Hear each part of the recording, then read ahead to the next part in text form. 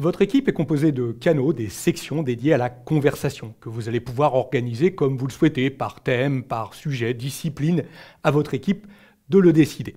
Voyons comment manipuler ces canaux dans Microsoft Teams.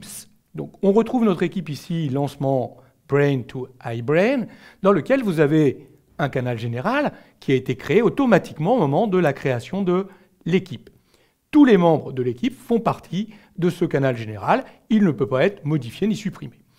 Vous voyez qu'ici, il y a un autre canal qu'on a appelé budget, qui va rassembler les gens qui vont parler autour du budget lié au lancement du produit Brain to iBrain.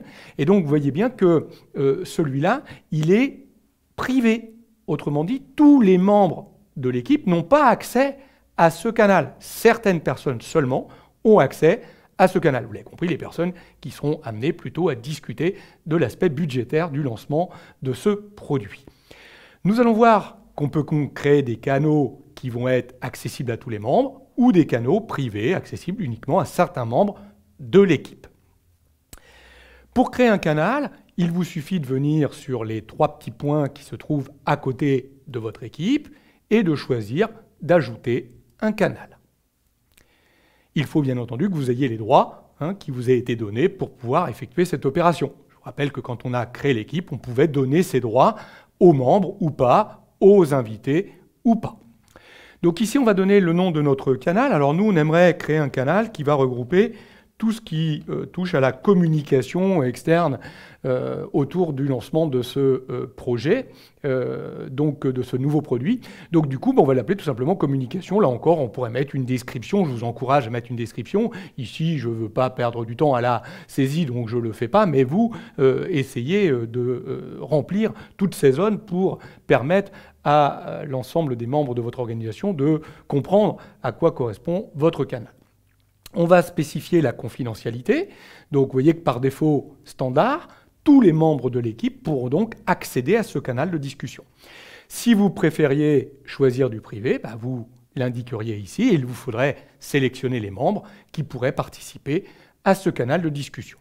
Moi, je vais rester ici en standard. Tout le monde pourra discuter dans ce canal. Tous les membres de l'équipe, bien sûr, pas les autres, uniquement ceux de l'équipe pourront discuter dans ce canal. Je vais l'afficher, ce canal, automatiquement dans la liste des canaux de tous les membres de l'équipe. Comme ça, il apparaîtra automatiquement. Et je cliquerai sur, tout simplement, « Ajouter ». Voilà, le canal est en cours de création. Voilà, le voici maintenant créé. Vous voyez qu'il n'y a pas le petit cadenas qui indiquerait que le canal est privé. Donc là, non, il est accessible à tous les membres de l'équipe. Alors, quand on est membre d'un canal, qu'est-ce qu'on peut faire ? Pas grand-chose. Si vous cliquez sur les 3 petits points, vous aurez accès essentiellement à la notification et au fait d'épingler ce canal. Donc je vais par exemple ici choisir la notification du canal. Vous voyez que par défaut, toutes les nouvelles publications pourraient être notifiées. Pour l'instant, ici, c'est désactivé. Si vous voulez faire apparaître ces notifs, vous allez pouvoir choisir bannière et flux ou uniquement dans le flux.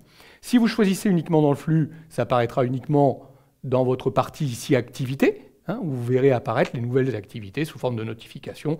Vous êtes habitué à ça maintenant, des petits chiffres qui apparaîtront pour vous indiquer qu'il y a 2, 3, 4 notifs qui arrivent. Si vous choisissez bannière et flux, vous l'aurez non seulement ici dans votre activité, mais vous l'aurez aussi dans les notifications de la barre Office 365 que vous soyez dans n'importe quelle application. Donc à vous de préciser si vous voulez uniquement dans votre flux Teams ou si vous le voulez dans toutes les applications, en fonction de ce que vous choisissez ici. Vous pourrez demander d'inclure l'ensemble des réponses qui ont été faites à cet élément de communication et vous pourrez également indiquer quand vous êtes mentionné dans le canal ou quand votre équipe où le canal est mentionné, si vous voulez là aussi le faire apparaître dans l'activité ou dans toutes les bannières d'application. Vous enregistrez ça, ça y est, la notification est déterminée, donc en tant que membre, vous serez notifié de tout ce qui va apparaître dans ce canal. Vous allez pouvoir aussi, en tant que membre, décider d'épingler ce canal, et vous voyez que, en fait, épingler, ça vous a permis simplement d'ajouter ce canal dans la partie supérieure. Autrement dit, vous allez, en gros, vos favoris, donc vous allez pouvoir, si vous avez énormément, vous participez à énormément d'équipes et de canaux de discussion, ça vous permettra de garder dans la partie supérieure les canaux de discussion qui sont les plus importants pour vous, que vous retrouverez ici. Bon, à tout moment, bien évidemment, on pourrait désépingler pour ne plus voir apparaître ce canal-là. Quand on est propriétaire du canal, autrement dit qu'on est le créateur ou qu'on a des droits de propriétaire, évidemment, on aura d'autres fonctionnalités.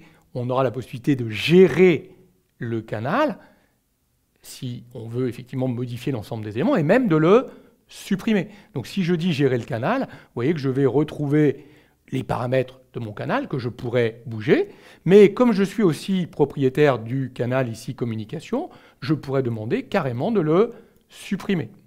Alors attention, si, et je vais le faire ici, je demande d'effacer ce canal, cela veut dire que tout l'historique des conversations va être supprimé. Par contre, s'il y a des fichiers qui ont été échangés à l'intérieur de ce canal, ces fichiers seront toujours accessibles à travers l'équipe. Quelques remarques concernant la suppression. Si vous êtes propriétaire de l'équipe, vous pourrez toujours revenir dans les options ici de votre équipe, revenir dans Gérer l'équipe, et là, dans l'onglet Canaux, vous retrouverez les canaux actifs, mais également les canaux qui ont été supprimés. Et vous pourriez donc revenir sur le canal communication et demander de le restaurer. Et bien évidemment, vous allez dans ces cas-là retrouver tout l'historique des conversations. Donc il est possible de récupérer un canal qui a été supprimé dans le laps de temps corbeille de 93 jours qu'on retrouve dans Microsoft Office 365. Voilà, c'est pas plus complexe que ça que de créer un canal de discussion. À vous de travailler avec votre équipe de façon à structurer l'équipe en différents canaux de discussion accessibles, soit à l'ensemble des membres, soit de façon privée.